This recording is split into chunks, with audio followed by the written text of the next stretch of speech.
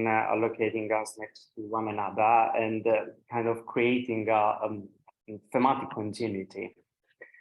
So I'm going to talk about the catena on acts in Parsinus Grecus 237 or GA82. GA82 is a 10th century representative of a group of catena manuscripts in which the exegetical chain surrounding the text of Acts is made of multiple compilations, either overlapping in the same pages of a frame layout or following one another in different pages of an alternating layout. And I refer to these codices as multi-layered catena manuscripts. The ITSI database of New Testament catena manuscripts, based on the recent catalog by my colleague Georgi, Papilov records 70 manuscripts with Acts catenae. 4 of these are multi-layered in frame layout, and Georgi has talked extensively about 1424 and 605. There is also 920 for Acts and 3 alternating layout in alternating layouts, such as GA 437, 886, and then Moscow manuscript recently added to the online catalog. GA82 struck me as an interesting case for the lack of exhaustive research on the scholia of this manuscript. In general, scholarly interest was mainly focused on the biblical text and its script. The manuscript features the Prax Apostolos and Revelation. The script was identified with the 10th century Bulletin Manuscule by Jean Irigoyen and Maria Luisa Agati, although Alessia Letta later suggested to push back the date to the end of the 9th, beginning of the 10th century. Limited attention was paid to the exegetical material in the margins. This was classified as extracts from the Andreas Catena on Acts, C150, and Catholic Epistles, C176, Pseudo-Ecumenian Catena on the Pauline Epistles, C165, and Andreas' commentary on the Revelation. While several observations were made on the Pauline Catena and on the Scholium Revelation, very little has been said on the Acts section. The identification of GA82, of the GA82 catena with C150 was first proposed by Hermann von Soden in 1911, based on the comparison of incipit and desinit of this text with the addition of the Andreas type in GA2818, which was published by John Kramer in 1838. Using the same method on the entire manuscript evidence, the connection with C150 was confirmed by Papilov in 2021 and further narrowed by me in my type reclassification of Acts Catena in 2022. Here, by extending the comparison of incipit desinit to 3 selected text passages, I marked GA82 as C150.2d, where 2 stands for abbreviated tradition of the Andreas Catena and D for the 4th subtype in the list. In all these studies, it is noticed that the marginal scholia are supplied by 2 hands. One is the same calligraphic scribe of the biblical text. The second, according to palaeographers, is a more cursive and informal hand, contemporaneous or not so chronological distant from the main one. The distinction caught my eye after observing that in the 3 text passages that I had to use for my type reclassification, only 2 scholia appear to be written by the main scribe.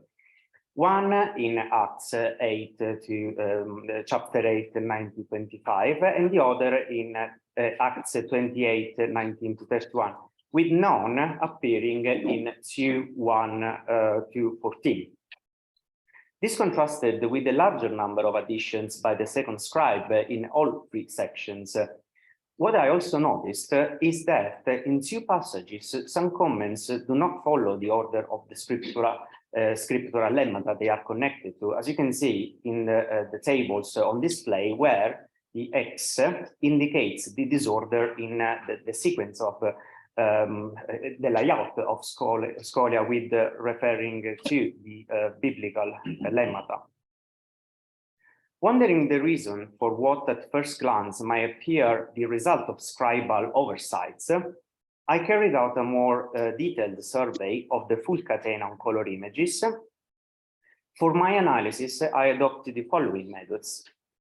Compare incipit and desinit of each single scholium with the external evidence of commentaries and catenae on acts, including both manuscript tradition and print or electronic resources of patristic works. And 2, analyze the layout and sequence of scholia in each page.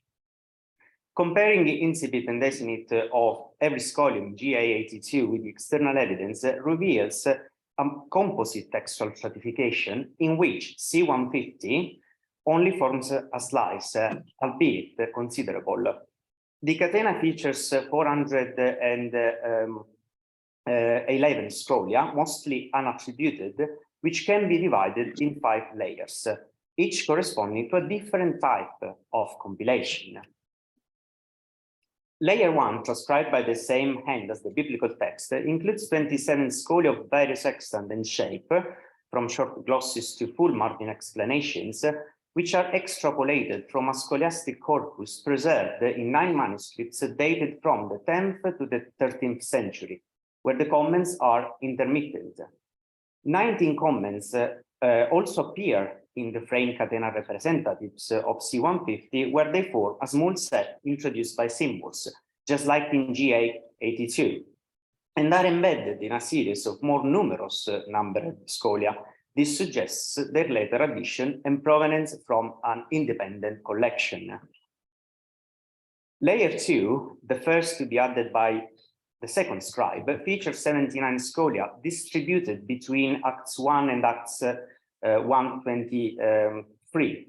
These are found in 4 manuscripts from the 10th to the 16th century, where they bear the title of epitome compiled by Leo Magister, a 9th century diplomat and writer also known as Leo Coeros Factis.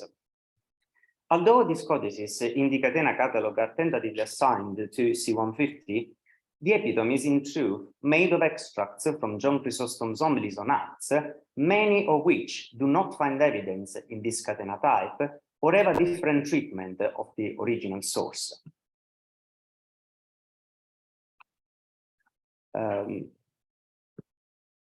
Okay. Layer 3 from the same letter scribe includes a small set of 12 scholia spread between Acts 3 and 755. While only 4 of these appear in the C150 catena, where similarly to L1, to layer 1, are introduced by symbols, the full number is found in 3 manuscripts that Parkhurov classified as C156. Layer 4, third written from the later copist, comprises 219 scholia, which account for the greatest part of the catena, covering Acts 1:12 to 22:9. Despite the lack of source indication, all these comments can be tracked down in C150. The absence of scholar attributions is indeed quite common in abbreviated versions of this type.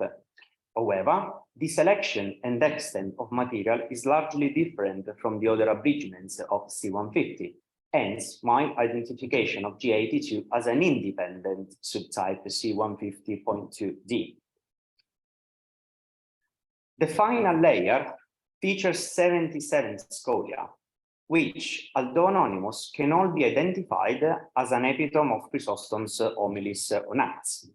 I'm not certain yet whether these extracts come from the direct source or from other epitomes, but I can confidently rule out that the source is the scholia or the treatment of scholia from Chrysostom in C150 in the Andreas Catena.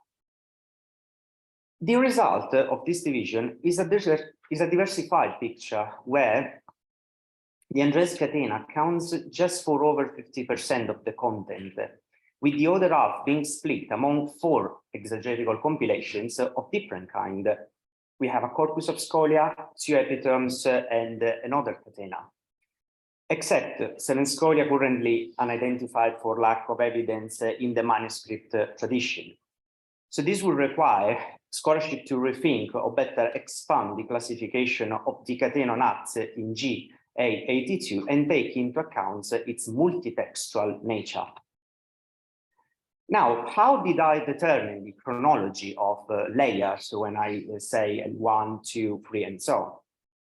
To establish the chronological sequence of additions, I examined the layout of scholia from each layer and the degree of disorder created by the overlap of a layer with another.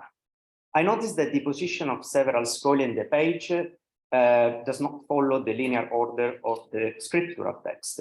And this happens when new scholia intersect with previous layers of comments or pre-existing paratextual elements, such as chapter number, or chapter heading, or markups of Old Testament quotations, of which the rubricator supplied immediately after the very first layer, L1. So the overlap often creates disorder in the overall sequence of scholia in the page.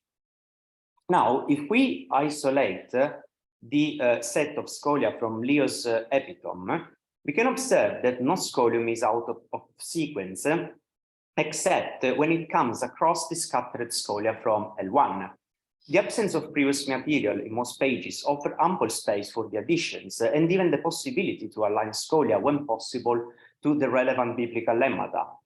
That C156 is layer 3, L3, is suggested by the absence of disorder within this set unless this overlaps with L2. In contrast, the largest number of disordered scholia is observed in C150, with all cases being determined by the overlap with the isolated group, Leo's or C156 comments, but never with the scholia from Chrysostom's homilies. This in turn suggests that the former is L4 and the latter is L5, the last set to be supplemented. Cases of disordered sequence are not limited to the overlap of different layers, but also occur between scholia of the same group, especially in L4. This is a consequence of the increasing stratification, which, in my opinion, was never part of the original layout and ruling plan, as the manuscript was intended to host only a limited number of sporadic and contained comments, such as those supplied by the main scribe in L1. The later copyist, who is nevertheless keen to expand this set, finds no difficulty in this task when transcribing Leo's epitome and C156, since both compilations feature a relatively small number of mostly short scholia, less than 100 extracts altogether. But as he moves to C150, a catena which in its fuller type comprises over 1,500 scholia, he finds little or no space left in the pages, being this partially or totally filled with previous writing, either by its own, the first hand, or the rubricator. Despite the obstacles, he attempts to allocate the additional exegesis in any available room, whilst strictly following 2 rules that facilitate its consultation. 1, keep text and scholia in the same page or openings or 2 facing pages, and 2, avoid straying a scholium from the recto onto the verso of the next page. To accomplish this task, the scribe uses a range of strategies.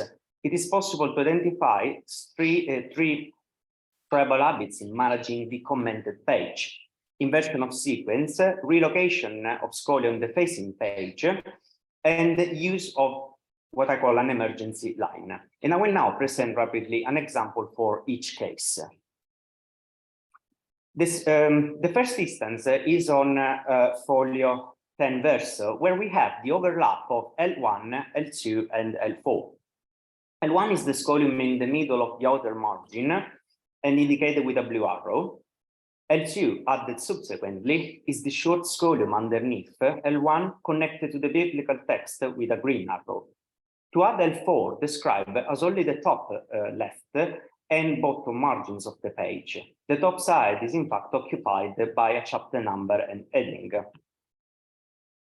Therefore, after carefully measuring the length of the comments he intends to copy and the extent of the room available, he transcribes first a group of 3 longer scholia in the lower margin, and then goes back to filling the top left side of the page with 3 shorter comments, and finally squeezes one last extract in the tiny angle formed by the tail of L1 and the short L2 scholium, as you can see from the very tiny and almost compressed script. However, after the inversion on folio 10 verso, the scribe is no longer able to supply comments on biblical passages in the lower half of the page, being this now entirely saturated. Therefore, he decides to carry on the series on the recto, where the lower half of the outer margin and the full lower margin are free of text. The upper margin is in fact taken up by another chapter number and heading, and the top side of the outer margin contains 5 L2 scholia. Despite the limited space, the copyist manages to cram 7 scholia, which comment sequentially on the last lines of biblical text in the verso, with one referred to the second line in the recto. To help the reader reach immediately the biblical verses, the scribe also repeats the beginning of each verse before the relevant scholia. This solution allows him to keep text and commentary and comments within the visual range of the reader.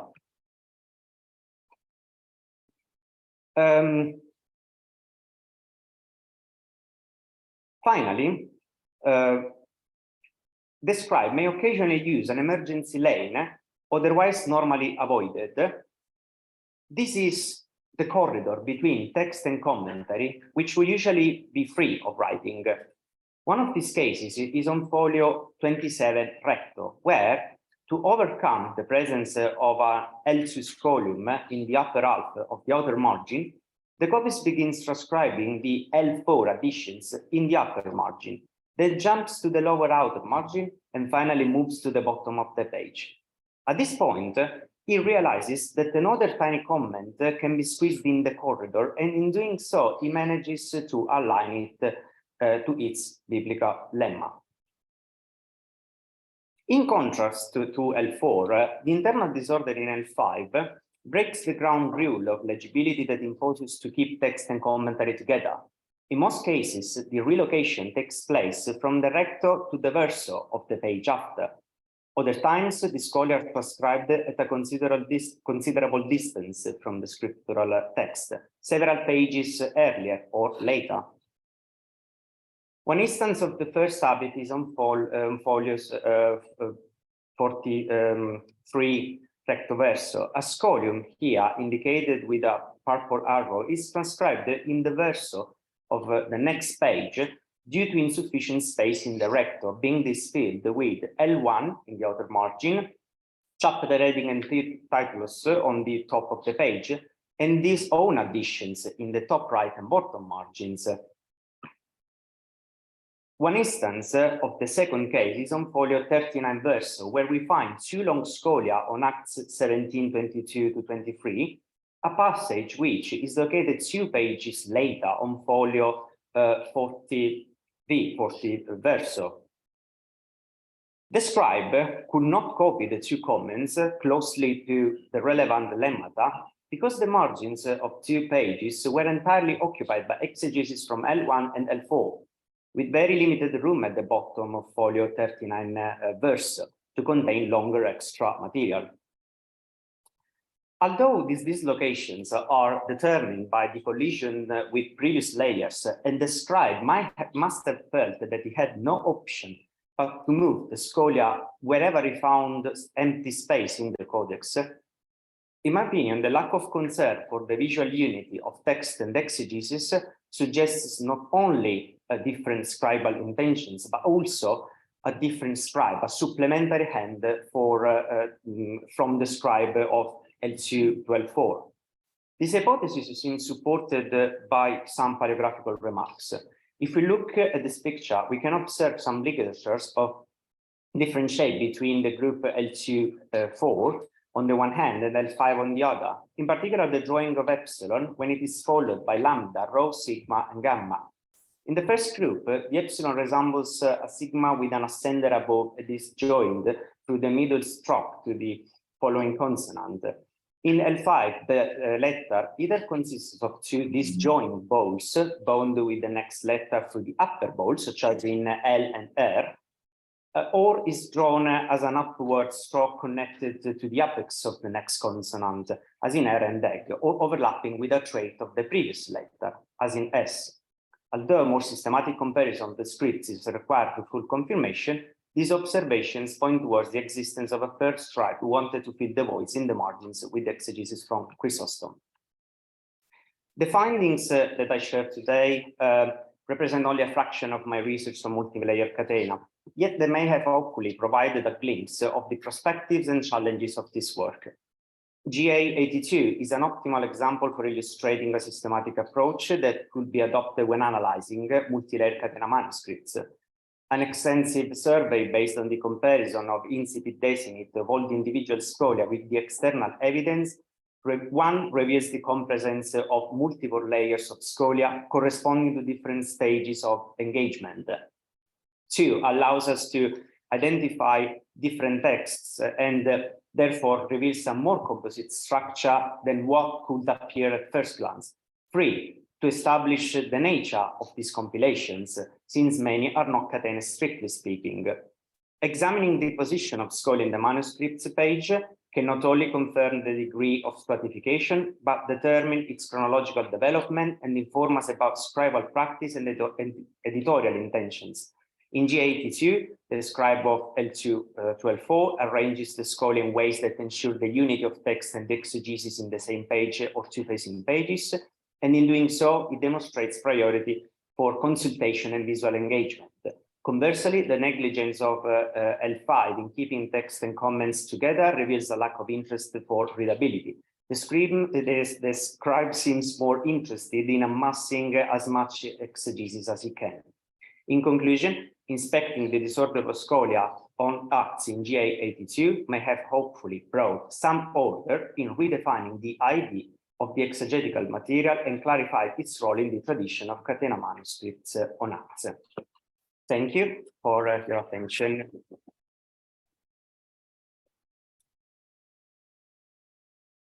Thank you very much. Any questions online or in the room? Do any of the layers that you've identified, in particular the L1 layer or Fox layer, have the full set of scholia that you expect with that type of source?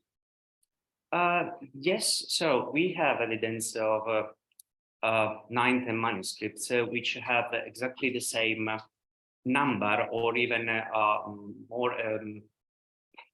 slightly more increased number of scholia. So what I believe is that the limited scholia that were added by the same scribe as the biblical text are basically formed a collection, a corpus of scholia, which was pretty much widespread and that comes from different sources and that it had at its core a commentary and then got expanded and for this reason kind of gave birth to different variations.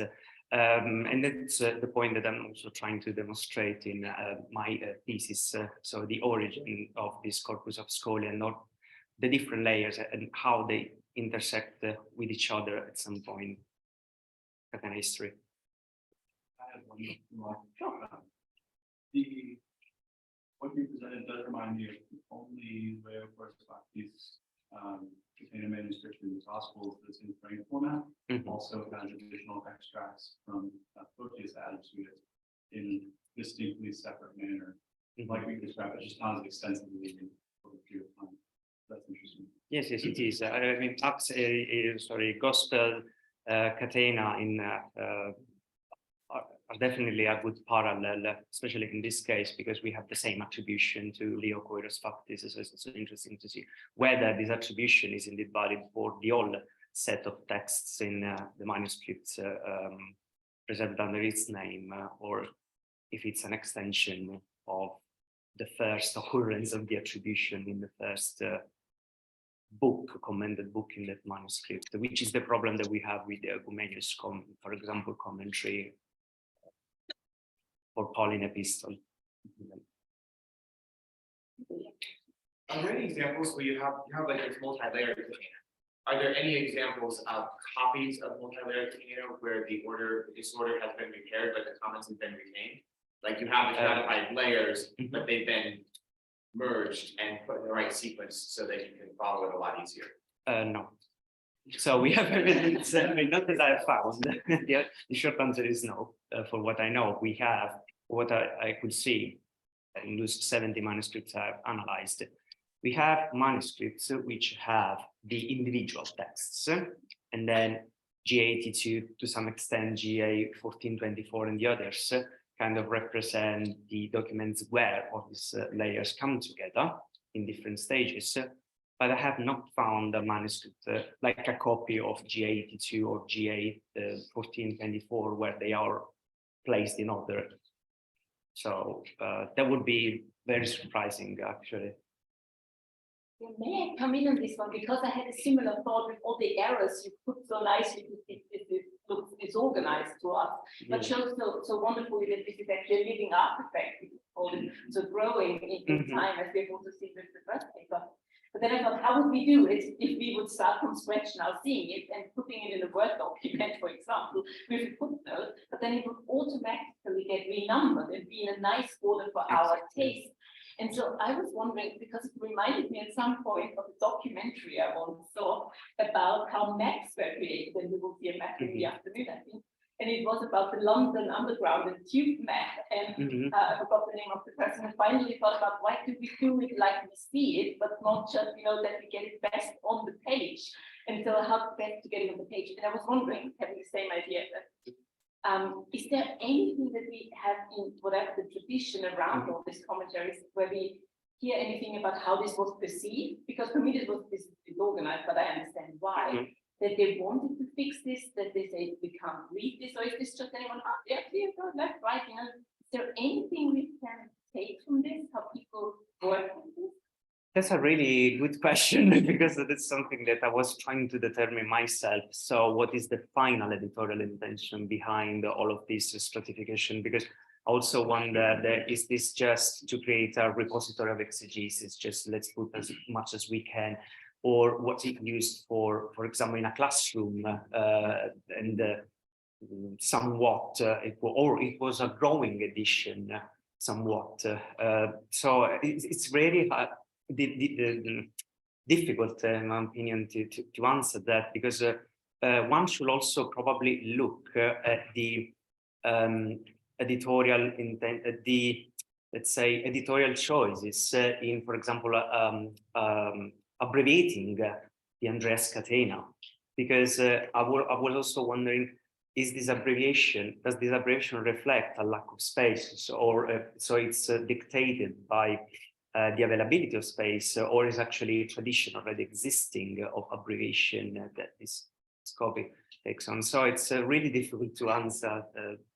And we have described who doesn't understand the abbreviation in terms of how it is taken and all the rest of those. Do you have a follow-up? There's kind of another question. So it was interesting. So I was reading, I didn't do a lot of work on it, but for the Theophylact commentary, so it stops says it's primarily derived not just from the pseudo-Ecumenian Catena. And so what you're showing me about how some Catena got all disorganized, how like there could be an appetite for moving to the alternating Catena layout where it's all clearly ordered and yes.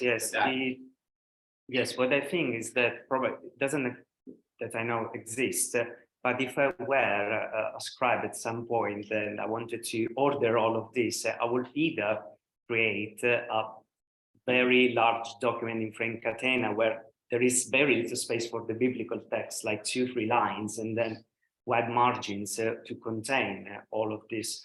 Or otherwise, it will be much simpler to do it in an alternating format, in my opinion, because that allows you to choose the order that you want. And what I believe, though, is that, for example, the choice of symbols rather than number probably is also dictated by this intention to facilitate consultation without necessarily creating a disorder that a sequencing number instead would make difficult, I believe, because if you want to add material in a numbered sequence already set, it's kind of difficult because it means to restart the sequence from scratch, whereas using symbols, there's no really a rationale behind it.